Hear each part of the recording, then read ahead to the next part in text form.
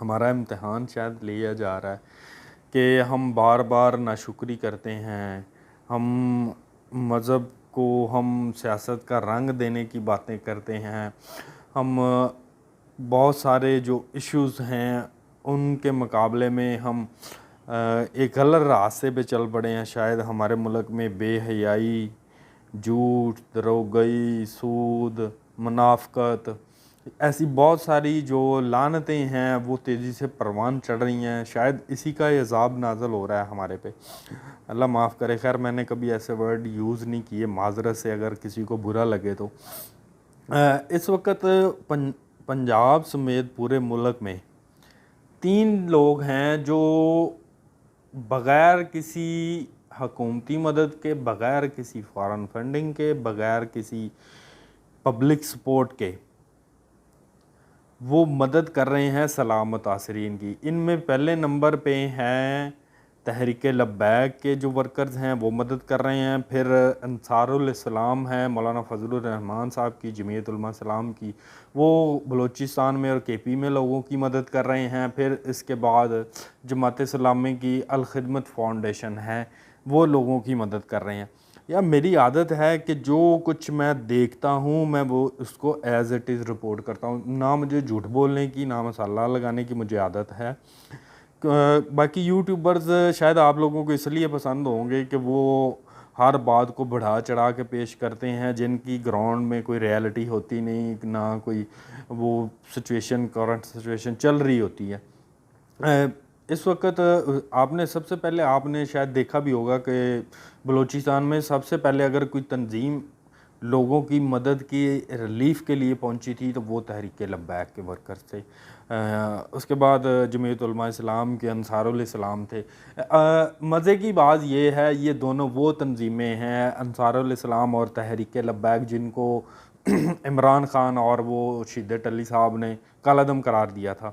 اللہ کی شان دیکھیں، آج عمران خان کی جماعت پہ اپنی پہ کالعدم ہونے کی تلوار لٹک رہی ہے، اور جبکہ یہ دونوں تنظیمیں عوام کی خدمت کرنے میں مصروف ہیں۔ وہ بے شرم، وہ جو ٹائیگر فورس تھے، وہ عثمان ڈار الو کا پٹھا، وہ غائب ہے۔ ٹائیگر فورس کا جو سربراہ تھا زلفی بخاری غائب ہے، فیصل جاوید غائب ہے، وہ قاسم سوری، گنڈا پور، زرتاج گل، یہ سارے وہ لوگ ہیں جن کے علاقوں میں اس وقت سیلاب آیا ہے۔ اور عثمان ڈار تو ٹائیگر فورس تو نہیں، میں کہوں گا وہ شیرو فورس تھی، شیرو پنجابی کو کتے کو کہتے ہیں۔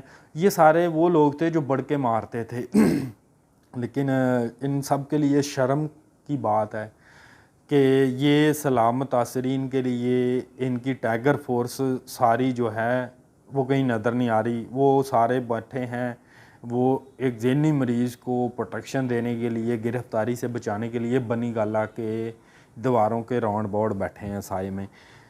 اور یہ اس وقت پاکستان پہ جو وقت ہے وہ ہے متحد ہونے کا۔ آفت آئی ہے پورے ملک پہ، ہمیں آپس کی نفرتیں ختم کر کے ان سلام متاثرین کی لوگوں کی مدد کرنی چاہیے۔ لیکن یہاں ریس لگی ہوئی ہے کہ کسی طریقے سے شہباز شریف کو کرسی سے کھینچ کے میں خود بیٹھ جاؤں۔ ریس اس وقت یہ لگی ہوئی ہے عمران خان میں۔ میڈیا کی جانب سے بار بار جب تنقید کا نشانہ بنایا گیا تو آج عمران خان کو بھی تھوڑی سی غیرت جاگ گئی ہے ان کی۔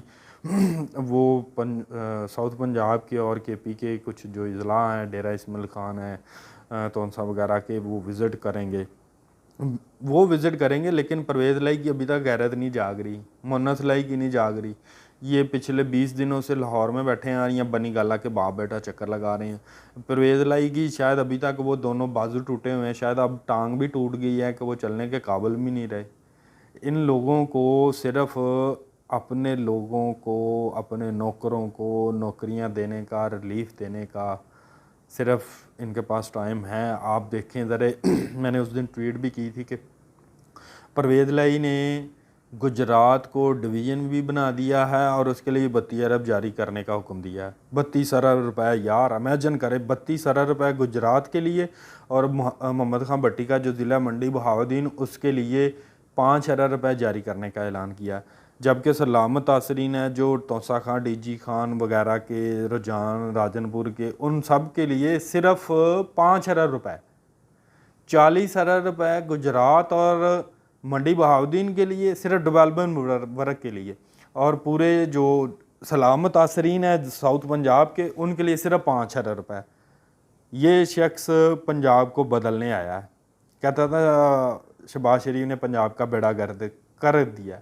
लेकिन मैं अगर दावे से कहता हूँ, अगर आज शहबाज शरीफ पंजाब के वज़ीर आला होते तो वो उनका कैंप ऑफिस होना था डीजी खान में, उन्होंने लाहौर नहीं आना था। ये मैं आपको दावे से कहता हूँ, क्योंकि मैंने वो सारे उनके साथ जाके खुद इवेंट कवर किए हुए हैं जब ऐसे वाक़यात होते थे। कुछ अर्सा 3-4 साल पहले नहीं, उनकी गवर्नमेंट में जब उनका दूसरा टेन्योर था तो बहावलपुर में बहुत ज़्यादा सैलाब आया था उस वक्त, तो मैंने खुद जाके वो कवर किए हैं, डीजी खान में भी, फोर्ट मनरो में भी। तो इस वक्त ये सारी सैलाब की सूरत हाल थी। मुझे बार बार कुछ लोगों की जानिब से कहा जा रहा था कि आप सैलाब पे प्रोग्राम नहीं करते। तो आज वज़ीर आज़म भी सिंध जा रहे हैं। वज़ीर आज़म तो आपको पता है पहले ही एक्टिव है, वो सबसे पहले बलूचिस्तान गए थे, पर वो साउथ पंजाब के भी दौरे करके आए हैं, डेरा इस्माइल ख़ान भी गए हैं, आज वो सखर में और सिंध के मीरपुर ख़ास जितने भी और 2-3 बड़े अजला हैं जिनके वो दौरे कर रहे हैं। वज़ीर आला सिंध भी उनके साथ होंगे, वफाकी वज़रा भी साथ होंगे। शहबाज शरीफ की एक क्वालिटी ये है, वो अलाना नहीं करते बल्कि उनका बाकायदा वो फॉलो अप करते हैं कि आवाम को उसका रिलीफ मिल रहा है कि नहीं मिल रहा। और KPK के वज़ीर आला माशाल्लाह गायब है, हमें पता ही नहीं है। पिछले 20 दिन से आप ईमानदारी से बता दें कि आपने, मैंने तो कम अज़ कम एक न्यूज़ भी नहीं देखी कि वज़ीर आला KPK महमूद ख़ान जो है वो किसी इलाके का विज़िट कर रहे हैं सलामत तासरीन का। अगर आपने देखी है तो बराए मेहरबानी मुझे ट्विटर पे टैग लाजमी कर दें, उनकी कोई वीडियो, कोई पोस्ट, कोई उनका पैकेज डेरा इस्माइल ख़ान के लोगों के लिए, मुझे कम अज़ कम वो टैग कर देना। और दूसरी जो अहम ख़बर है वो ये है कि मैं झूठी खबरें देने का मैं आदी नहीं हूँ। जो कुछ चल रहा होता है तो मैं उसकी बुनियाद पे ही तजिया करता हूँ और मैं वो आपके साथ इंफॉर्मेशन शेयर करता हूँ। इमरान खान को कल जो बेल मिली है, अबूरी ज़मानत मिली है दहशतगर्दी के मुकदमे में, इस्लामाबाद की जो सेशन कोर्ट है उसकी तरफ से, इस मुकदमे में बेल मिल सकती थी, लेकिन पहले ये है कि पहले उस मुलज़म की गिरफ़्तारी होती है जिस पे वो मुकदमा दर्ज होता है। लेकिन अफसोस की बात है कि पहले दिन इस्लामाबाद हाई कोर्ट ने उनको रिलीफ़ दे दिया, उनको घर बैठे बेल दे दी। इससे पहले भी जो उन पे 10 मुकदमा दर्ज थे 25 मई वाले वाक़े पे, उस पे भी उनको घर बैठे ज़मानत मिलती रही है, सिर्फ वो एक बार पेश हुए हैं, उसके बाद जितनी भी हुई हैं बेल उनकी वो घर बैठे हुई हैं।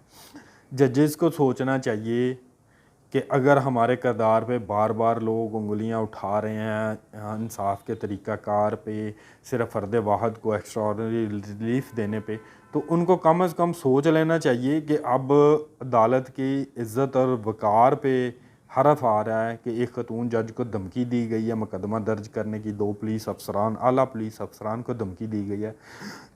अगर हम इनके साथ नहीं खड़े हो सकते तो हम पाकिस्तानी कौम को भी कोई रिलीफ नहीं दे सकते।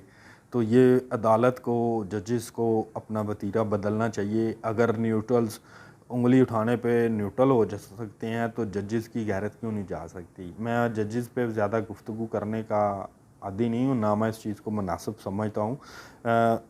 अगर जजेस रियासत के नुमाइंदे हैं, अगर वो रियासत से तनख्वाह लेते हैं तो उनकी ज़िम्मेदारी बनती है कि तमाम मुल्ज़मान के साथ इक्वली ट्रीट किया जाए। ये नहीं कि आपको किसी का चेहरा नहीं पसंद तो आप उसको जेल में डाल दें, अगर किसी का चेहरा पसंद है, किसी को आपकी फैमिली, आपके बच्चे, बीवी पसंद करते हैं, आप उसको रिलीफ़ दे दें। ये तरीक़ाकार अब बदलना होगा, वरना आप पर हमेशा कंप्रोमाइज़ कोर्ट और कंप्रोमाइज़ जजेस के जो इल्ज़ामात लगते हैं वो कभी ख़त्म नहीं हो सकते।